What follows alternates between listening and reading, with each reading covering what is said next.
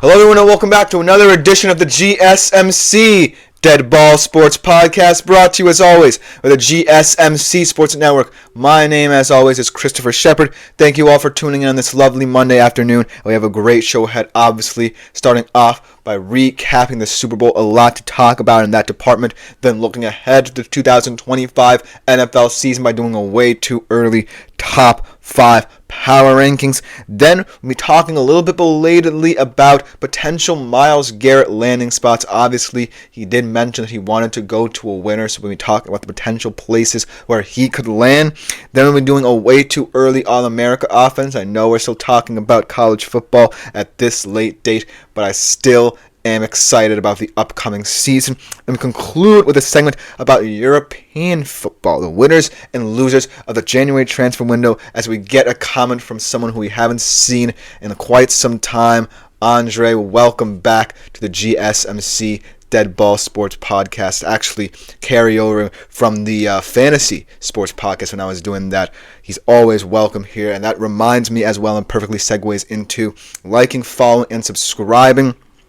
As Andre says, it's going to get scary if he goes to Philly. I don't know who he's referring to, basically, but I think that anything's scary if Philly continues what they're going to do. We'll talk about that a lot more as the show goes on, but I do want to remind you guys, as always, to like, follow, and subscribe to the show and the network if you haven't done so already and you want to keep up to date with all the new content, not just my show, but other shows around the network.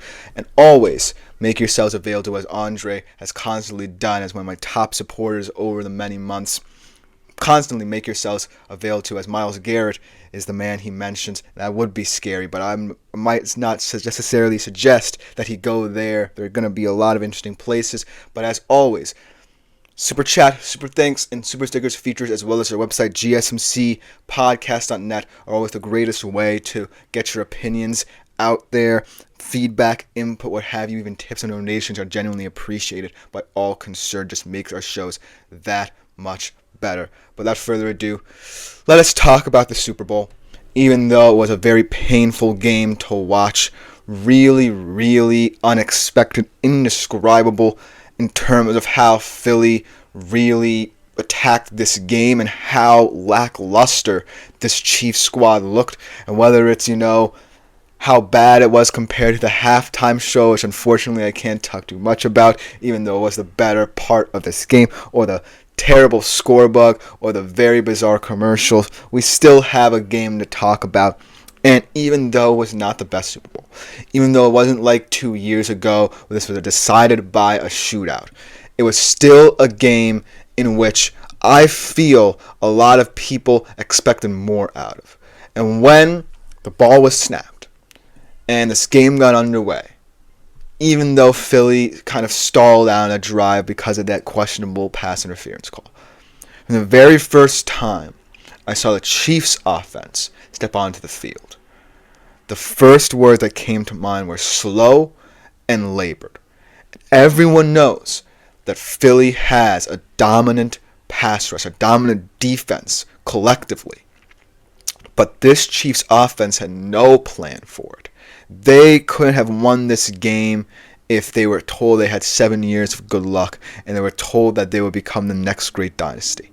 Nothing that they could have done to prepare for this game could have helped them beat that Philadelphia offense. Defense last night. And offense as well. Even though the offense didn't necessarily play too well. They just got good field position because of what their defense gave them and took advantage of it.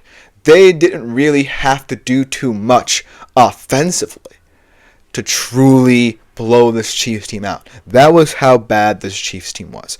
So let's talk about the Chiefs and how bad, statistically bad they were on the night. They let up 6 sacks, the second most in Super Bowl history.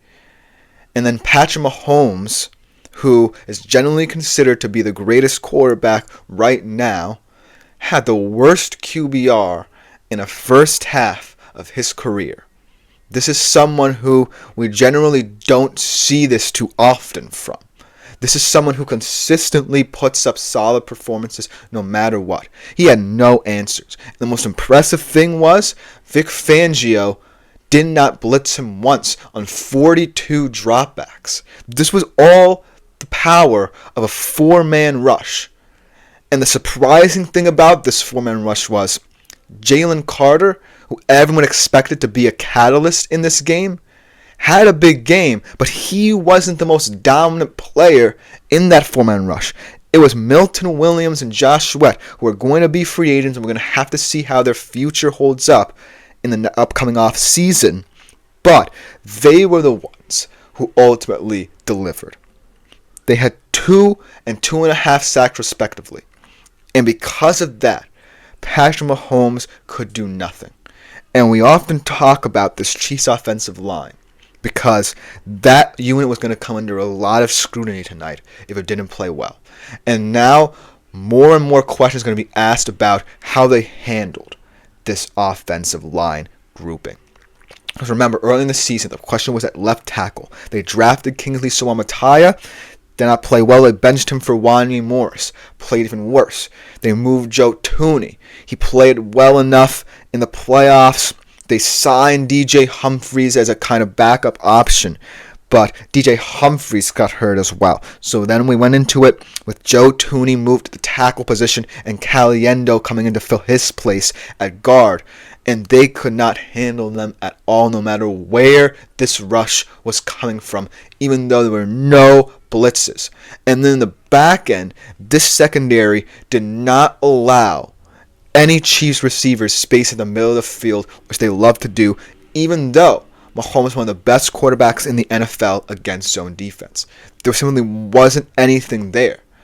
And it's not like, Mahomes didn't have chances to extend the play, make explosive plays. He had chances, but he was making rookie mistakes.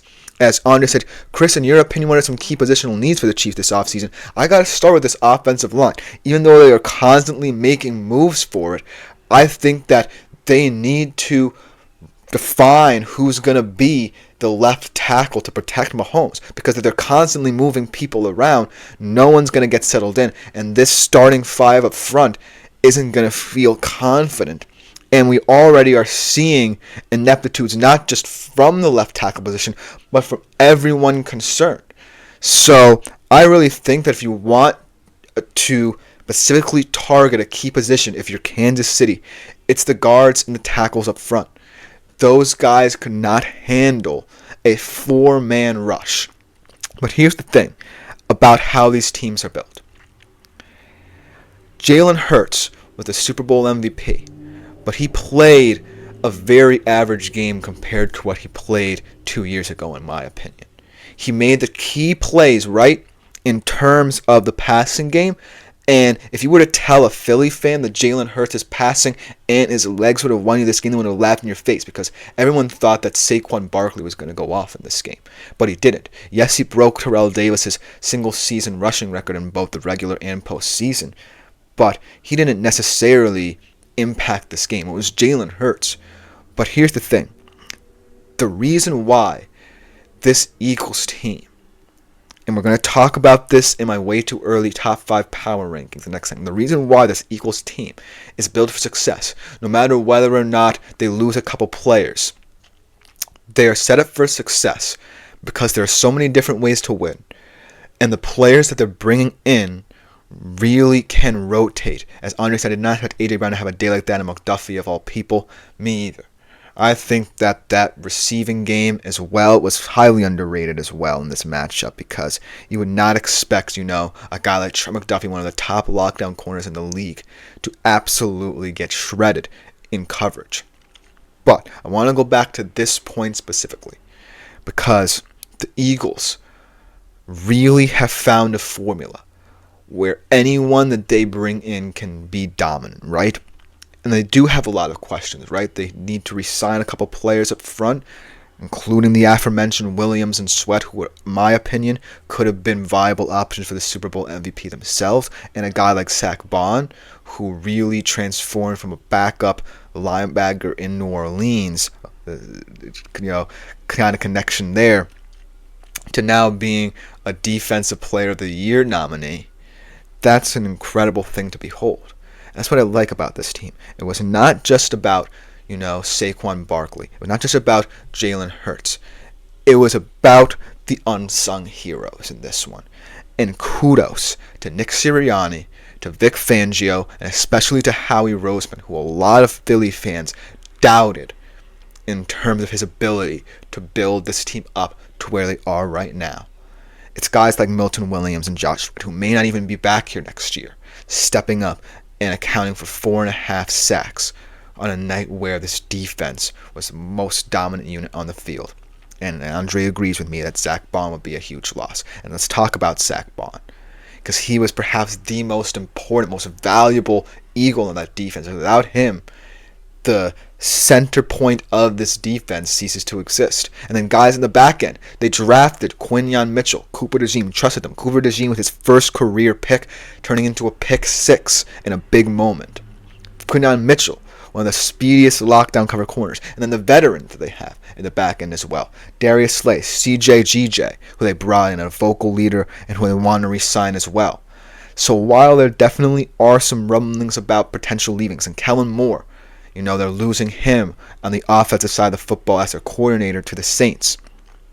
I don't know why New Orleans is so big in his, but I do think that the continuity is what won this game for the Eagles.